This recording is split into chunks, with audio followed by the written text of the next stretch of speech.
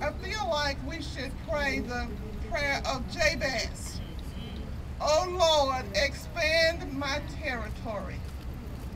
We are expanding the territory of not only the BJCC, but the city of Birmingham and all of its surrounding territories. It took a lot of nerve in December of '07 to do the business license tax. People said, why are they doing that? They'll never have a facility. But we do, and we celebrate that today. We even celebrate those that don't believe that this is going to happen and the naysayers who raise their flags. We raise our flags to say that this will happen. It will be on our watch. And we all will celebrate and bring the naysayers in at the same time. This is an especially important day for us in metropolitan Birmingham. This is an especially important project for us. It is a part of a dream that we have nursed in this metro area for more than 3 decades. Because some people have had vision, because some people have worked, because some people have believed that it can become a reality, we are here today celebrating an important beginning, a new beginning. This is the kind of thing that we have to bring to our area so we can have jobs. And this is going to provide the kind of jobs that we need. I'm going to tell you something. I used to notice, and I want to share a story with you all.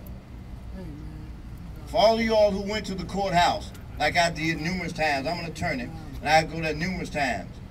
And I used to look at this lady on the bottom steps that was selling peanuts. You remember her? Yeah. I used to look at her.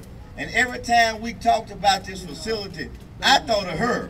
I didn't think of the proteins or anybody else. I thought of her. And the reason I thought of her is because I used to always say, if you want to know what true economic development is, and you want to know what true economic opportunity is, watch this lady. It's unfortunate that she left us, and she's with God. But I always envision seeing this lady go from sitting out there selling peanuts to coming over to this facility selling peanuts. And what you're going to see, she would have gone from selling peanuts outside to having a little stands inside selling peanuts and having a ride back and forth to that particular job. That's what this facility is going to do. I hear people talking about, well, they're not going to get a team. I'm not looking for a team.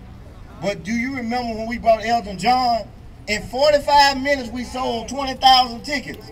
In another 3 hours, we sold another 20,000 tickets for a second concert. That's 40,000 people came from around this country just to hear a concert. Today, John Rodgers couldn't be here. The next recommendation I make will be to the BJCC board. We now have a company who has stepped up to the plate and offered to spend $1 million to have the dome named after their company. For those who said, where would the private dollars be, now you know. Now we have a professional soccer team ready to move a franchise into the new dome when it opens here in Birmingham, Alabama. Now you know.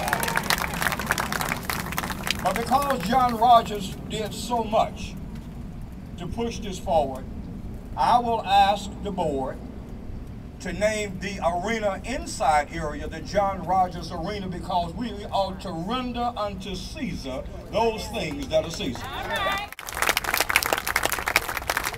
Last but not least, I want to take this opportunity to ask my wife to come up here, because she has put up with a whole lot of sleepless nights for me.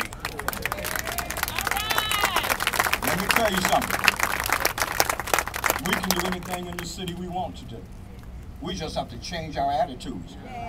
We don't have to be less than anybody.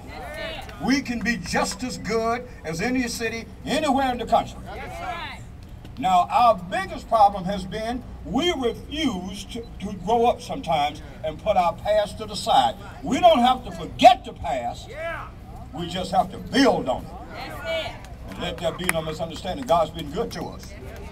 And so for those who want to say what we should not do in this city, all I can say to you is that I-20 leads that way and 280 goes that way.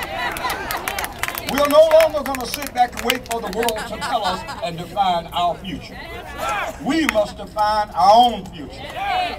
We're only as good as the people in the business community that makes up this city. We have been a blessed city. God has been good to us. And if we would just change this and start thinking, yes, we can, we're just as good.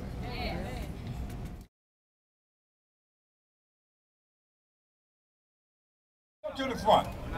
Well, turn around and look at it. Put your hand up. You see that gentleman right there? Let me tell you something. He is the president and CEO of Alabama Power. This is a man, as crazy as you all say I am sometimes, when he got an idea a minute. You know what he told me? Have two. Because if you have two a minute, one of them go get done. So Charles, I want to say to you publicly, thank you for being my friend. Thank you for supporting this city. Thank you for Alabama Power and its employees and all of your community. It does me proud to say publicly, you are, you have been, and you always will be my friend. And I love you, brother.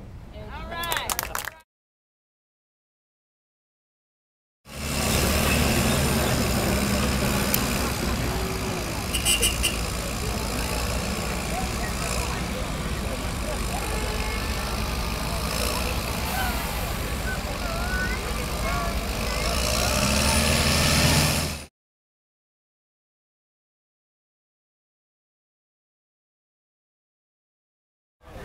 Mayor, you mentioned an MLS team. Is that going to be a new team, or is it a team that's relocated? Our team, we understand that is going to be relocating. Do you know what team it's going to be? I know what it is, but I'm not allowed to say it right now. Okay. But we had no chance of getting any of those venues until we took this bold step to do what took place here today. Someone said you never get a football team. Well, you know, international football, the name of it is soccer. And now we have a major league team wanting to come here. So it's a good day. You're going to see so many other things happen, people coming to the table now. But had we not taken this step today, we wouldn't be talking about any of these things except talking about what we wish we could do, what we should have done. But today, the city has taken a giant step forward. Do you know of any other athletic teams that are interested, or you talk to anybody else? No, but if you know me, give me a minute.